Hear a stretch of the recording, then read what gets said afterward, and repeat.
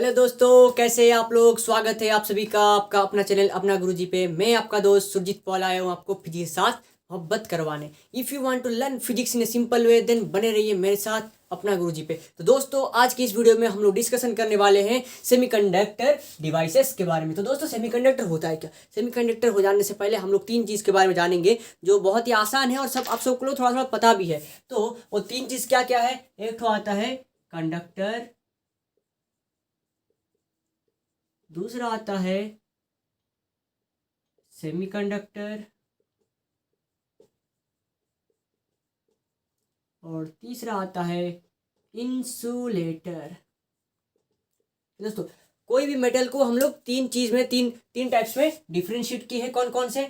एक तो conductor, semiconductor, insulator. ठीक है, तो कोई भी सब्सटेंस को हम लोग तीन टाइप में डिवाइड करते हैं, जो कि होता है कंडक्टर होगा, यानी तो सेमीकंडक्टर होगा, यानी तो इंसुलेटर होगा। तो कौन सा चीज क्या होगा हम लोग कैसे देखेंगे। दो सब्सटेंसेस विच कंडक्ट्स करंट, जो सब्सटेंसेस क्या करेंगे, करंट कंडक्ट करेंगे, उसे हम लोग बोलेंगे कंडक्टर। और जो सब्सटेंसेस करंट कंडक्ट नहीं करेंगे, करंट को कंडक्ट नहीं करेंगे, मतलब उसके थ्रू कोई करंट पास नहीं होगा, उसे बोलते हैं इंसुलेटर। और जिस सब्सटेंसेस का कंडक्टिविटी, तो दोस्तों कंडक्टिविटी क्या होगा, ये जो कंडक्टर का कंडक्टिविटी और इंसुलेटर का कंडक्टिविटी बीच में होगा, मतलब ये पार्शियली कंडक्टर और पार्शियली इंसुलेटर के जैसे बिहेव करेगा, उसे हम लोग बोलेंगे सेमीकंडक्टर। तो ये होता है दोस्तों तीन ठो वेराइटीज ऑफ सब्सटेंसेस का, जो कि कंडक्टर, सेमीकंडक्टर और इंसुलेटर। इसका कंडक्टिविटी बहुत ही ज्यादा होता है, इसका कंडक्टर का, क्योंकि कंडक्टर तो कंडक्टिविटी ज्यादा होगा कि नहीं।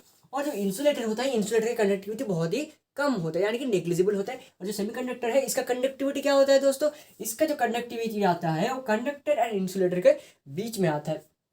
तो दोस्तों, हम लोग यहाँ पे सेमीकंडक्टर डिवाइसेस बारे में पढ़ने जा रहे हैं। तो सेमीकंडक्टर डिवाइसेस के बारे में जो पढ़ते हैं उसे हम लोग क्या बोलते हैं, इलेक्ट्रॉनिक्स बोलते हैं। क्या बोलते हैं दोस्तों, इलेक्ट्रॉनिक्स। इलेक्ट्रॉनिक्स। तो the study of electronic devices, the study of electronic devices called electronics. और जो इलेक्ट्रॉनिक्स से किस बना होता है, तो इलेक्ट्रॉनिक डिवाइसेस जो बने होते हैं वो सब सेमीकंडक्टर में होता है। ठीक है, सेमीकंडक्टर डिवाइसेस है। तो सेमीकंडक्टर डिवाइसेस का एक तो खास वजह क्या है, सेमीकंडक्टर डिवाइसेस में हम लोग से जो कंडक्टिविटी रहता है कि नहीं दोस्तों, इस कंडक्टिविटी को हम लोग कंट्रोल कर सकते हैं। कंडक्टर में क्या कर नहीं सकते हम लोग, इसका कंडक्टिविटी को हम लोग कंट्रोल नहीं कर सकते। और इंसुलेटर में तो कंडक्टिविटी होता ही नहीं। तो सेमीकंडक्टर का फायदा क्या है, इसका जो कंडक्टिविटी रहता है वो हमारे ऊपर डिपेंड रहता है। हम अपने ऊपर से अपने से कंट्रोल करके इसका कंडक्टिविटी को एडजस्ट कर सकते हैं। ठीक है, तो ये आ गया दोस्तों हम लोग को तीन तो वेराइटीज ऑफ सब्सटेंसेस। तो हम लोग यहाँ पे मेनली किसके बारे में डिस्कशन कर रहे हैं, सेमीकंडक्टर के बारे में डिस्कशन करें। दोस्तों यहाँ पे देखते हैं हम लोग सेमीकंडक्टर के बारे में। ठीक है दोस्तों, तो सेमीकंडक्टर अगेन होता है टू टाइप्स का दोस्तों, सेमीकंडक्टर, सेमी कंडक्टर। तो दोस्तों ये जो पार्ट है कि नहीं, बहुत ही आसान वाला पार्ट है और थ्योरिटिकल पार्ट है। बस इसको समझ जाने से आपको आपका ओन लैंग्वेज में एग्जाम में लिख के आओगे तो आपको आसानी से बोर्ड्स में मार्क मिल जाता है। तो दोस्तों इसमें ज़्यादा लेबर करने की जरूरत नहीं, बस कॉन्सेप्ट को एक बार समझ जाओ तो ये आसानी से आप पकड़ सकते हो। तो सेमीकंडक्टर क्या होता है दोस्तों, ये भी टू टाइप्स के होते हैं। ठीक है, एक तो आता है, इसका आता है टू वेराइटीज। एक तो आता है इंट्रिंसिक और क्या आता है एक्सट्रिंसिक। तो दोस्तों इंट्रिंसिक सेमीकंडक्टर और एक्सट्रिंसिक सेमीकंडक्टर, ये फिर कैसा चीज आ गया। हम लोग को पता है सेमीकंडक्टर जिसका कंडक्टिविटी क्या होता है, जो रहता है कंडक्टर एंड सेमीकंडक्टर के, कंडक्टर एंड इंसुलेटर के बीच में जिसका कंडक्टिविटी होता है उसे हम लोग सेमीकंडक्टर बोलते हैं। तो उसके बाद हमारे यहाँ पे आ गया है दोस्तों, जो रहता है सेमीकंडक्टर को उसको अगेन कर किया गया है टू टाइप में डिवाइड, जो होता है एक तो इंट्रिंसिक सेमीकंडक्टर और एक आता है एक्सट्रिंसिक सेमीकंडक्टर। तो दोस्तों देखते हैं एक्सट्रिंसिक और इंट्रिंसिक सेमीकंडक्टर क्या होता है। तो पहले हम लोग देखेंगे इंट्रिंसिक सेमीकंडक्टर बारे में। तो दोस्तों आपका जो इंट्रिंसिक सेमीकंडक्टर ये होता है पूरा प्योर सेमीकंडक्टर। ठीक है दोस्तों, तो pure semiconductor are known as, ये जो इंट्रिंसिक सेमीकंडक्टर होता है ये होता है पूरा प्योर सेमीकंडक्टर, प्योर सेमीकंडक्टर। ठीक है दोस्तों, तो प्योर सेमीकंडक्टर जो रहता है उसे बोलते हैं हम लोग इंट्रिंसिक सेमीकंडक्टर, और इसका कंडक्टिविटी क्या होता है, थोड़ा लो होता है दोस्तों। और जो एक्सट्रिंसिक सेमीकंडक्टर होता है इसका क्या होता है, इसके साथ हम लोग इम्प्योरिटी ऐड करते हैं। क्या करते हैं दोस्तों, इम्प्योरिटी ऐड करते हैं। इसमें रहता है थोड़ा इम्प्योरिटी, मतलब इसको इम्प्योरिटी ऐड करके डोपिंग करके, किसके पोजीशन ये डोपिंग करके जो सेमीकंडक्टर बनाया जाता है वो होता है एक्सट्रिंसिक सेमीकंडक्टर। मतलब इंट्रिंसिक सेमीकंडक्टर सिंपली पूरा प्योर सेमीकंडक्टर आता है, और जो एक्सट्रिंसिक सेमीकंडक्टर आता है हम लोग उसमें क्या करते हैं, डोपिंग करते हैं। ठीक है, डोपिंग के बाद जो सेमीकंडक्टर मिलते हैं हम लोगों को उसे बोलते हैं हम लोग एक्सट्रिंसिक सेमीकंडक्टर।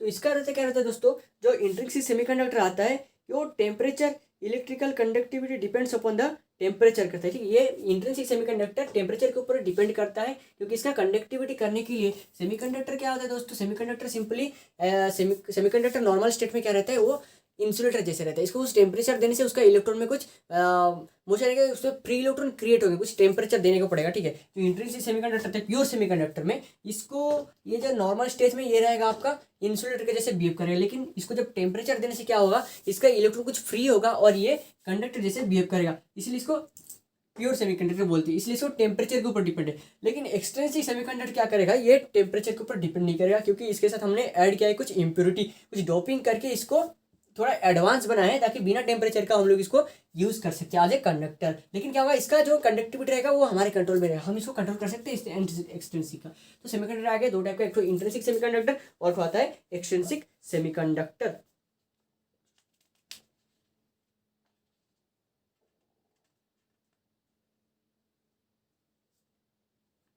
तो ये क्या होता है दोस्तों, जो एटम्स का क्या होता है टेट्रावैलेंट होता है, ठीक है।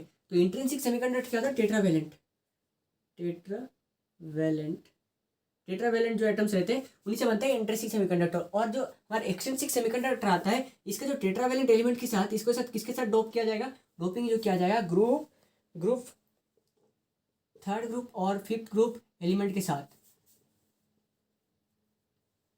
इसको डोपिंग किया जाएगा, डोपिंग करके एक्सट्रिंसिक सेमीकंडक्टर बनाया जाएगा दोस्तों। ठीक है दोस्तों, यह तो इंट्रिंसिक और एक्सट्रिंसिक सेमीकंडक्टर के बारे में। तो हमारा दोस्तों आज का मेन जो वीडियो है, हम लोग करने वाले हैं एनर्जी बैंड थ्योरी के बारे में डिस्कशन, ठीक है दोस्तों।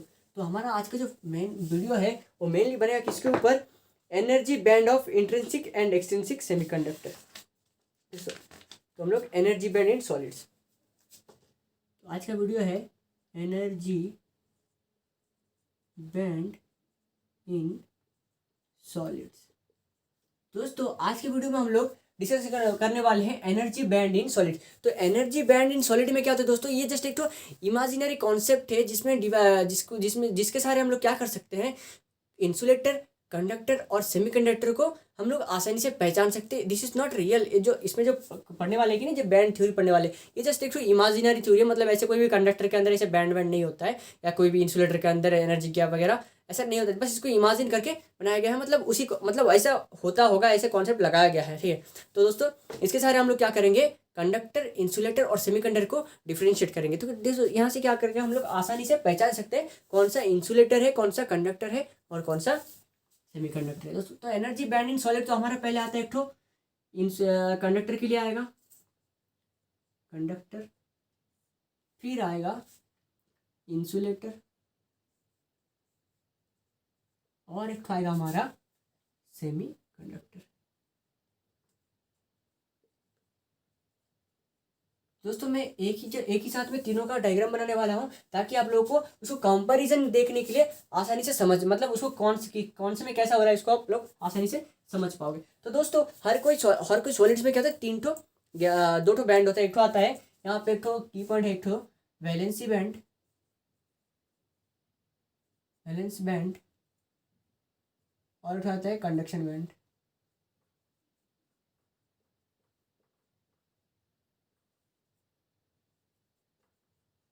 और एक आता है एनर्जी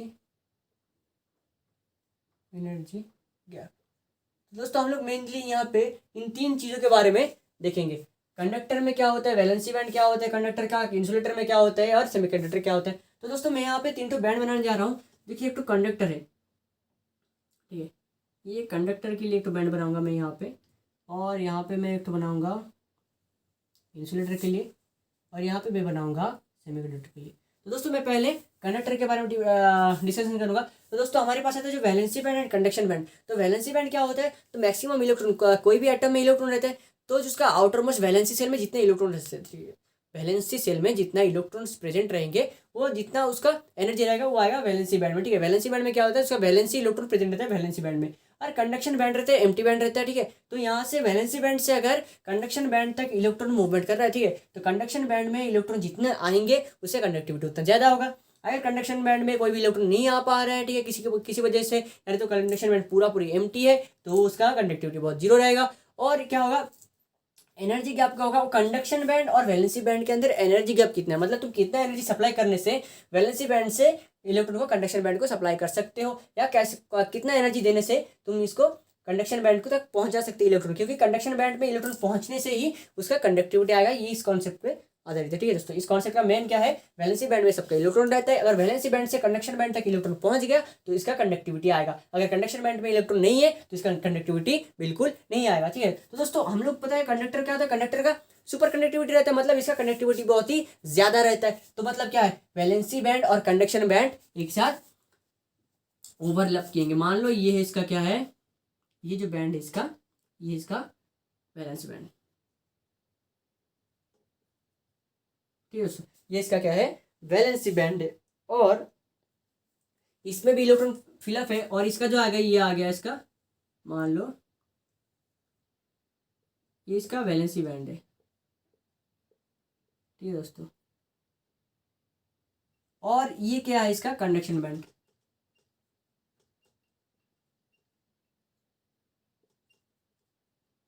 कंडक्शन बैंड। तो इसमें क्या रहा है, देखो दोस्तों, यहाँ पे हम लोग को डायग्राम से पता चल रही है इसके अंदर जो एनर्जी गैप है, एनर्जी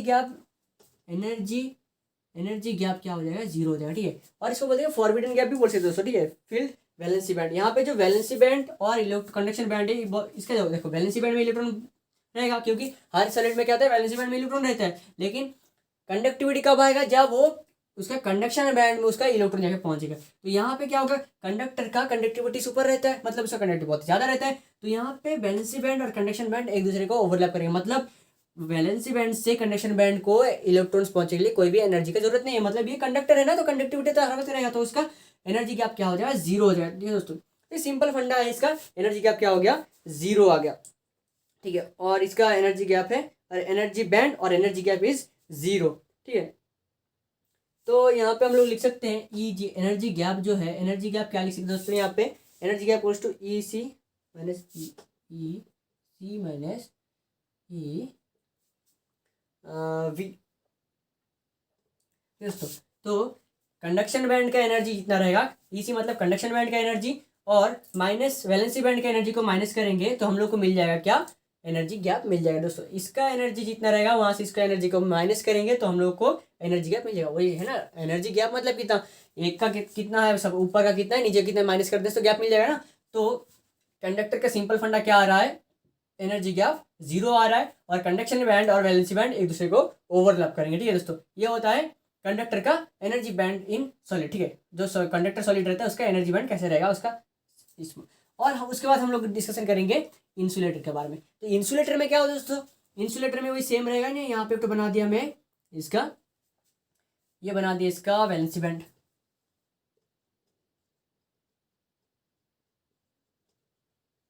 इसका दोस्तों एक चीज देखना पड़ेगा, वैलेंसी बैंड और कंडक्टिविटी क्या रहता है इंसुलेटर का, नेग्लिजिबल रहता है कि नहीं दोस्तों। तो इसका मैं बना रहा हूं यहाँ पे, इसका ये हो गया इसका कंडक्शन बैंड,